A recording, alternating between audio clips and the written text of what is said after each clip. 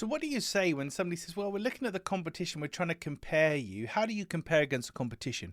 How do you answer that? What do you say to that? That's what we're talking about in today's episode of the Daily Sales Message Podcast 1023. Every single day, I share a piece of simple and actionable advice that's designed to help you feel more confident and sell more stuff too. Now, if somebody says they're comparing against the competition, how do you compare? Or what should they compare?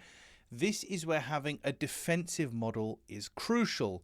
Defensive model is something I've created where we just standardize the comparison process. Most comparisons are multifaceted, lots of different things.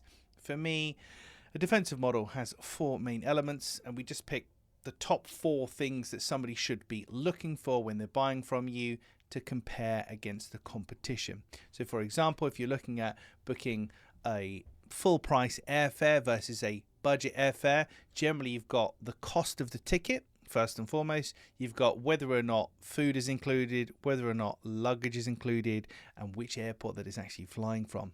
Now we know that cheaper airlines, so the ticket will be cheap, but there won't be any food, you won't be any luggage, you've got to pay extra for that, and you're probably going to an out-of-town airport. So as you save money there, you're going to spend more money. Whereas a full service ticket, yes, the price might be more, but you get food, you get luggage, and you're in a more convenient location.